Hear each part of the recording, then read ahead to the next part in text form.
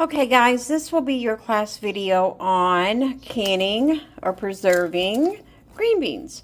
So I had went down to Kurt's yesterday and picked up a bushel of green beans. I've already completed, I think we got 17 quarts out of the bushel. This is the remnant of it. I've already snipped them and broke them in half. I've washed them. They've been in the fridge overnight because I was just too tired to finish. I was just so tired. So I wanted to save these for our class video. So let's get started. Again, I've already snipped them, broke them up, and washed them. So it's going to be a very simple process. I am using drinking water. I think we talked about in the corn video how I do not like to use city water or well water because chlorine's in the city water and we have a lot of rust in our well water. And I'm not really sure if the softener salt will interact with anything. So I just play it safe. You can do what you feel you know you've always done. It's your kitchen, your rules. I just use the drinking water. So so let me get everything set up and then I'll bring you back and we'll walk through this process together. Okay guys, so I have everything set up. I have my green beans. I have my vinegar ready, which I always forget in my videos. I apologize all the time for that. I have my clean sterilized jars ready to go. I have my debubbler. I have my drinking water. I have, again, my jars. My lids and rings are ready to go. My canner is ready. It's a cold canner.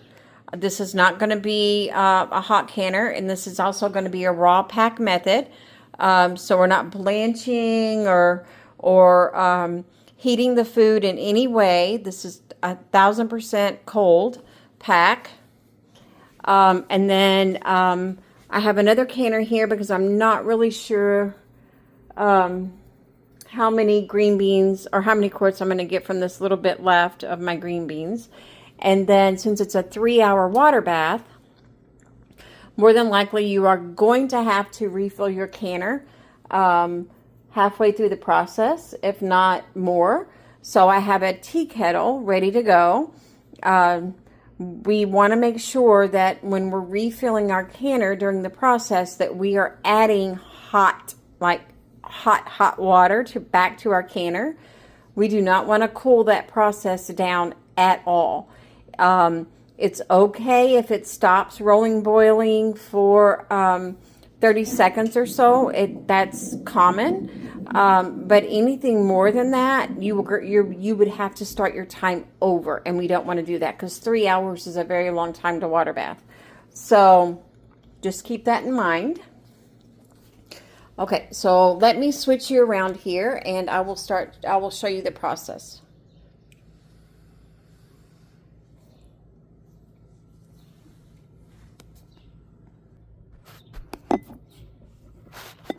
All right, I think you can see me.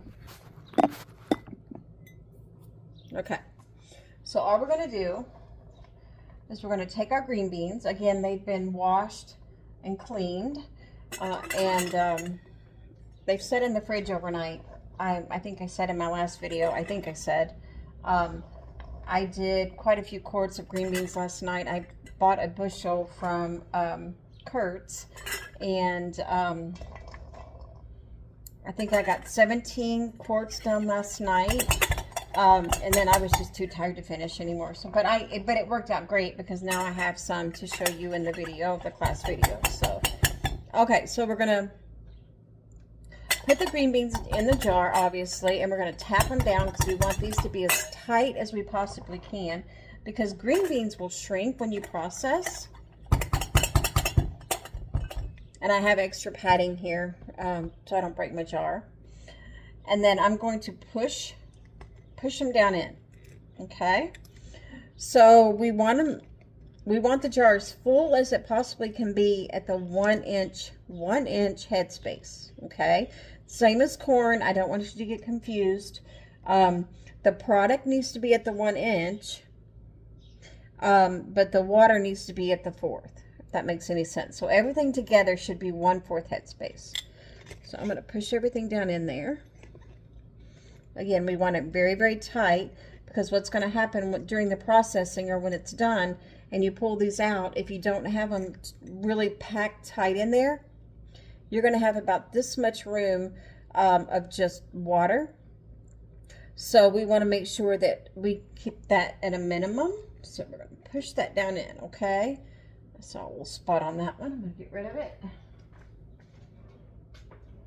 Okay. So then we're going to add our salt. So you have two choices. You can either use your canning salt, or you can use pink Himalayan salt. We never want to use iodized salt. And the reason why is because it discolors your food, number one. And number two, it makes the water or the liquid inside your jar very cloudy, and it's very, it's just not very appealing when you're canning, or when you have it stored on your shelf, or when you go to open it. It's just not recommended. So we don't use iodized salt. We'll use canning salt or pink Himalayan. You can use whatever kind of pink salt you'd like. But and then last year I made a boo-boo and added too much salt to my green beans and my tomatoes. This year I'm playing it very, very safe. You don't even have to add salt. I like a little salt, plus it also helps preserve your food, but you don't need to. So this year I'm playing it very, very safe, and I'm only going with a 1/4 teaspoon. Canning salt is a little bit more potent than normal salt, so keep that in mind. If you're going to use pink Himalayan, I would say, I don't know, I would say a 1/2 teaspoon. I would say a teaspoon. I think a teaspoon would be okay. The canning salt, I'd rather play it safe. And then my drinking water. Again, I don't use city water, and I will not use my well water. So I'll purchase at Walmart. I'll go and just buy the gallons. You don't need a lot to fill the jars. So if you purchase about 3 or 4 gallons, you should have enough, depending on how much you're putting away for the winter. You should have plenty. So all you're going to do is you're going to fill your jar up to the 1/4. Okay. If you ever have any questions about the 1/4 or the 1/2 or the 1 inch or the 3/4 on this debubbler, you have all the measurements right here. So all you would do would be put the little stair step like this. I don't know if you can see that okay. You would just put it, let's go this way. You would just stair step it, and if the tip is touching the food, that is your measurement, okay? Hopefully that made sense. Normally the debubbler on this side is really good at debubbling things inside your jar. With green beans, since you've packed them in so tight, it's very difficult because it's not very giving. It's, it's pretty firm. It doesn't really want to move around the green beans in your jar. So I recommend using a little butter knife. It's thinner, and it's easier to get it into the jar to debubble. This is very important to make sure you're debubbling your green beans. And I do it all the way around my jar. I just don't do it 1 time or 2 times. I do it all the way around. Okay. And then I'm going to push, my hands are clean, I'm going to push the green beans back down in.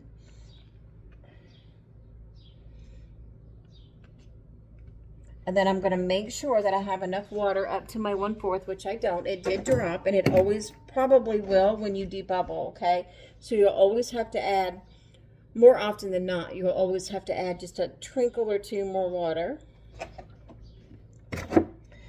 Okay, and then I'm going to wipe my rims with my vinegar.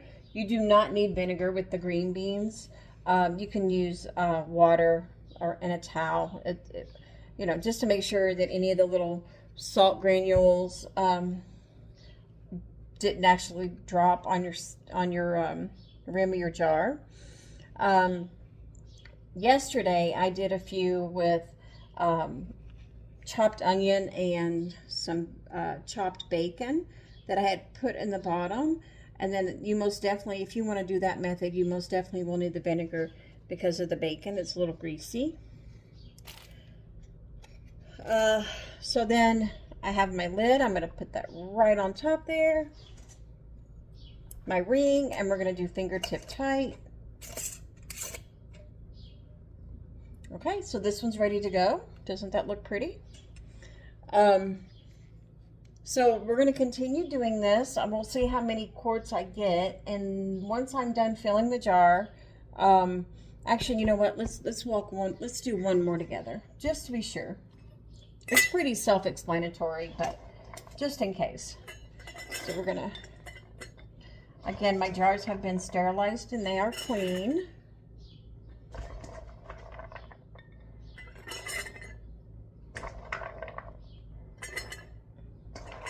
And once I get it up to the top, then I'll start tapping it down. Really trying to get every open spot.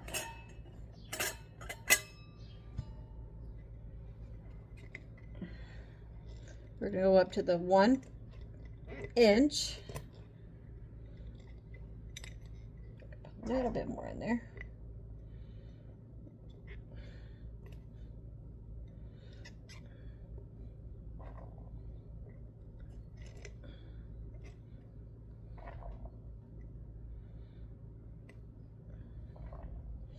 Add one, just a, 2 or 3 pieces at a time if you just need to fill spots. And then kind of shove it down in the corners and everything. Okay.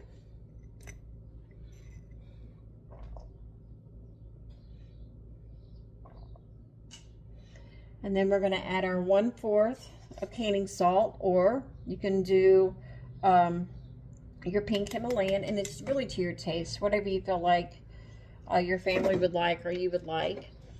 And then I'm going to take my drinking water and I'm going to go all the way up to the 4th.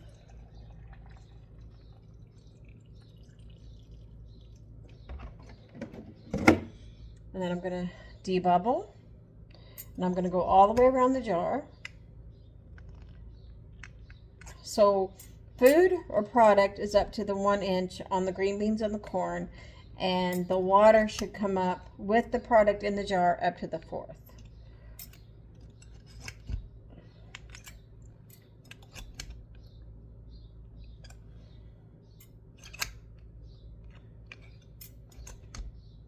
Okay.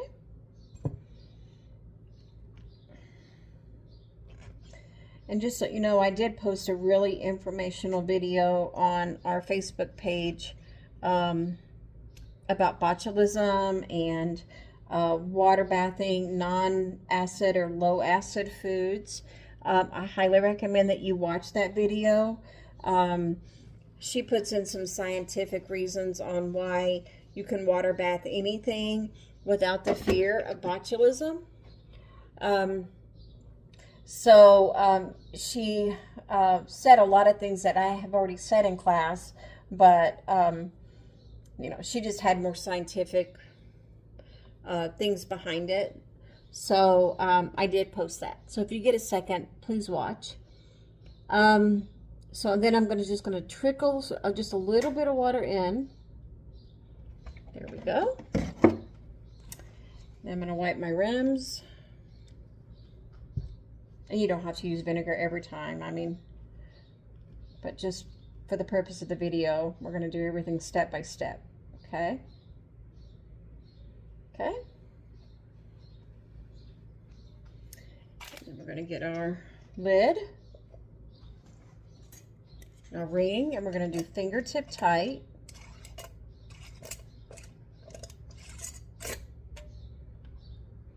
And that's it. So let me get the rest of these jars filled up, and I will bring you back when it's time for everything to go into the canner. Okay guys, I finished up all my jars. I ended up getting 9 more quarts out of what I had remaining from yesterday. I have everything in my canner. Again, this is a cold canner, so we're starting completely cold, and we're just going to let everything heat up together. It's a 3-hour water bath. So I have my kettle here that I will warm up or heat up water to refill if needed. And then I have the 2 extra in here. Now, I need you to notice that I've got the empty jars, and that's just to fill space, because as you get to a rolling boil, if you don't have anything in here of a full canner, then your jars are going to bounce around, they're going to clank together, and they're going to break, and you're going to have a mess inside your canner. So it's always nice to have the little fillers in if you just simply don't have enough product. So that's what we've done there. So yeah, so it's a 3-hour water bath, and I will bring you guys back when it's time to add water, okay? That way you can see how hot my water is going into the hot canner, just to play it safe. That way you're aware of how hot the water needs to be before you add it to the canner. All right, we'll talk to you soon. Okay, guys, so it's time to refill the canner. So my water's hot. That's boiling. So we want to keep the water about 2 inches above the jars. And that's all you do. You just be very careful not to burn yourself. So everything's hot when you refill, okay? So I will bring you back when this is done.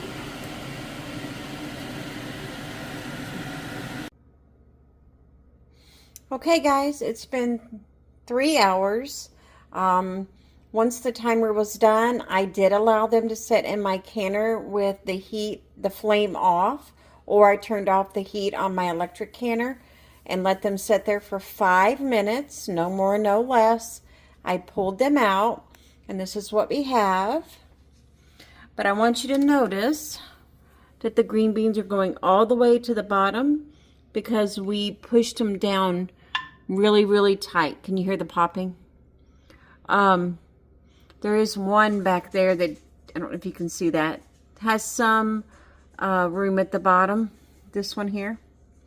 We could have probably got that a little tighter, but that's okay. These look pretty good. But again, they will shrink and then they start rising up, and then down at the bottom you'll have all the liquid. So this is why you want to really pack them down, okay? But this is what we have. So we'll let these sit undisturbed for 12 to 24 hours. I will date them and put them in a cool, dark spot tomorrow morning. So there you go. We have our green beans.